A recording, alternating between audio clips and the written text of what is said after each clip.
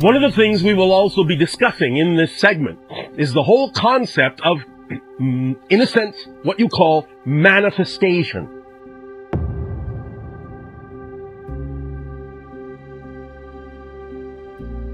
Many of you, when you think about the idea of attempting to manifest something, bring it into your reality, make it appear, solidify it, crystallize it, make it experiential, are coming from a point of view, also definitionally and belief system related, that it is something that does not exist in your reality, that you are attracting into or bringing into your reality, that somehow it is ephemeral and non-physical, and you have to somehow make it solid, make it appear, make it real. That is not the case. What it is that is representative of your preference and what you call your desires to manifest already exists in your reality. It is already manifest. The idea of manifestation is not bringing something that doesn't exist into existence or attracting something over there and bringing it over here. The idea is that what you desire to manifest is already here, already existent, already real. Manifestation is the process of giving yourself the ability to realize, to perceive that it is already here. You do not have to do any magical thing to make it come into existence. It is already existent. It's already within your sphere of reality.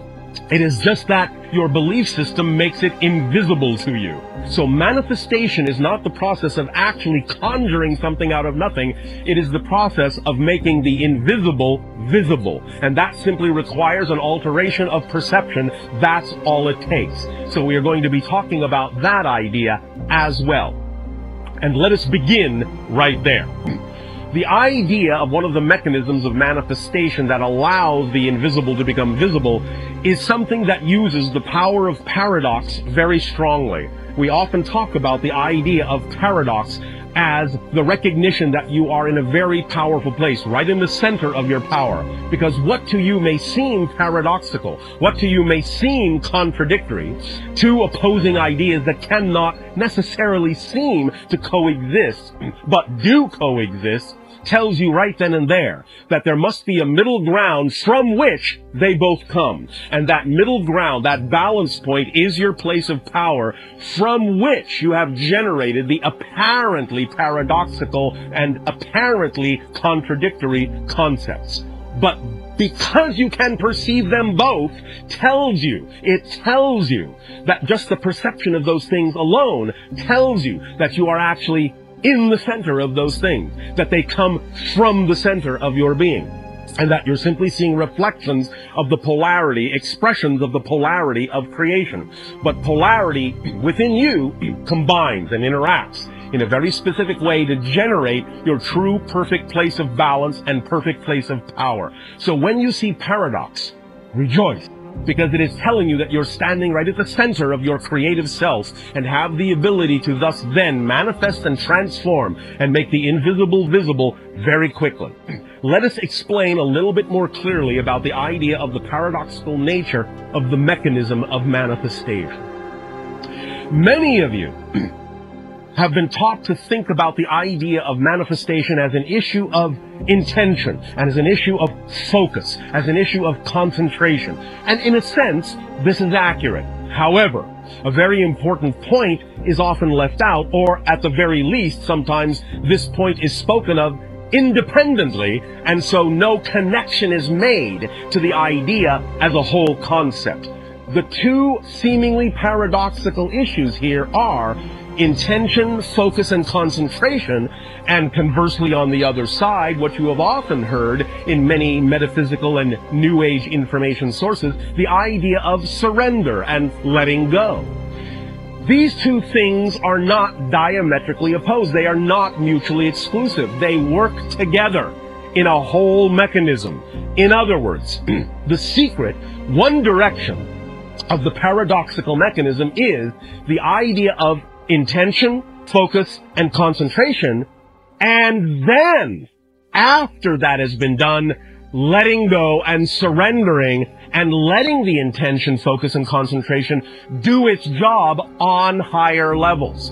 Working these two things, linking these two things together gives you the entire mechanism of manifestation, or at least one direction of the energy. We will discuss the other direction in a moment. But first, let us again amplify this concept. And again, understand this connects to the notion of the 15-minute time span in the following way. Any time that you have a desire or a preference for a manifestation, the idea, yes, is that, in a sense, it must be representative of your passion. It must become your world. The intention, the focus, in a sense, the concentration, is there if that is representative of your passion. Because when something is representative of your passion, you're automatically focused on it. You automatically intend it. You're automatically concentrating all of your attention on that idea, because that's what passion does. If you are passionate about something, there is no other choice. There is no other consideration. All other things fall by the wayside. That is a true description of the idea of being in your passion. There simply is no other choice. So there is automatic focus, automatic intention.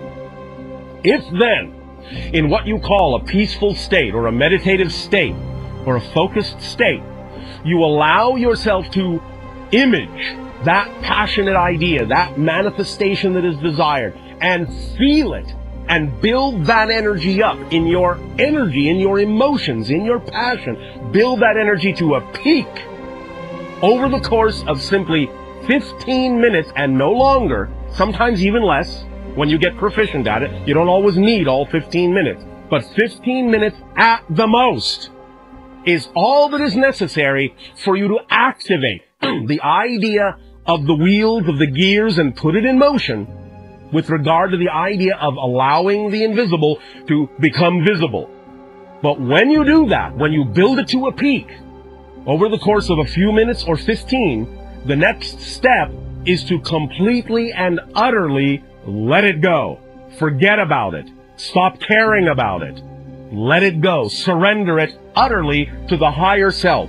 Let the higher self now do the job. You see, physical reality, while apparently complicated at times, is actually not extremely complex. In a sense, it is actually built on very simple principles, and you don't actually have to do very much to get the ball rolling. So, because your physical mind, as we have said a few times, is not designed to understand how things are going to happen, how things are going to manifest, the how is the purview of the higher mind, and because the physical mind does not actually have the capacity, the capability to understand, it is not designed to understand how that's going to happen, all it needs to do is flip the switch and let the higher mind do the how, do the things that are necessary to cause the synchronicities in your life that need to be there, and the downloads and the inspiration that needs to come to you to allow the invisible to become visible, to allow the manifestation to occur. So all you need to do is do it a little bit for no longer than 15 minutes, bring that up to a full peak of passion, a full peak of imagination, a full peak of visualization, however it is you wish to do it, with that intensity, that concentration, and that focus, and then utterly let it go. Now, we understand again that because of certain negative beliefs, many of you find it difficult to actually let it go. But that is very important, because without the letting go side, you don't actually have the whole mechanism engaged. It is important to understand that the intensity, focus, and concentration must be paired with the surrendering and the letting go to actually have the whole mechanism of manifestation. This is using the power of paradox built in to this idea, to this process, to this permission slip. Letting go means you really know that the higher mind is doing its job, and you can now relax. The physical mind can relax. It doesn't need to do anything else. It is not required, nor is it capable of doing anything else. So really, when you know this, you can allow your mind, your physical mind, to just let it go, knowing it is in good hands, in a sense, and get on about your day, focusing on the next most exciting thing you are capable of taking action on. At the same time, again, you must be clear, as we already said, about your motivations to ensure that what it is you are focusing on, what it is you are surrendering to, is truly representative of your highest passion, instead of something that is simply being labeled as such to actually act as an avoidance of what your highest passion actually could be.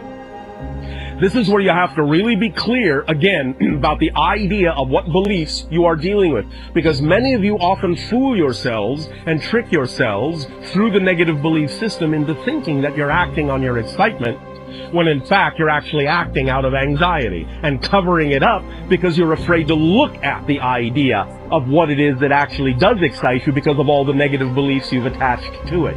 So clearing out your motivational mechanism and finding out what beliefs you have attached to it is the primary, first, and fundamental process that is required in order to actually use the tool of manifestation in a clear and concise and precise manner. Once you have your motivation clear and you know that what you are focusing on is truly representative of your passion, then you will find that this mechanism of manifestation works very strongly, very well, and often very rapidly. But the idea, again, is that you cannot worry it there. You cannot make it happen. You cannot insist that it must happen at a certain time and in a certain way, because then you are once again putting conditions on it. You are not allowing yourself to truly let it go. You are not allowing thus then the higher mind to do its job. You're actually blocking the entire process by keeping, in a sense, the control, or trying to keep control of the situation within the physical realm. And the physical realm is not designed to handle energy in that way. It does not have the ability. It does not have the capacity to do the job of the higher self. It simply doesn't work in physical reality that way.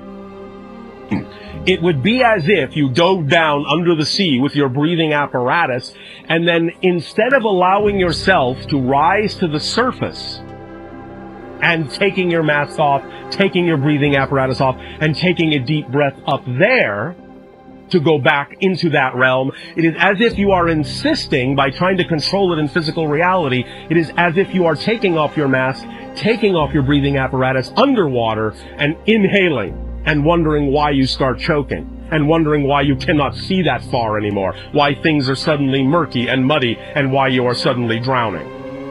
The idea is you must allow yourself, your whole self, to participate in this idea of creation of your reality. And you are not a whole self. You are not a whole person unless you allow the physical mind and the higher mind to work in concert. We know many of you have been taught to think that the idea of the higher mind, being that it is non-physical, is somehow not really a part of who you are as a person. It's something else, somewhere else, on another plane, on another level, and has nothing to do with what you're supposed to be doing as a personality in terms of guiding yourself through life. But that is not the case. In order to actually move through physical reality as a whole person, you need the back and forth. You need to work in concert. You need a partnership between physical mind and higher mind so that you can actually function as a whole person and use each component in the way it was designed to be used, so that you can then allow the mechanism of manifestation and the creation of your reality to work in an effortless and aligned way with the idea of the vibration of yourself as a total being.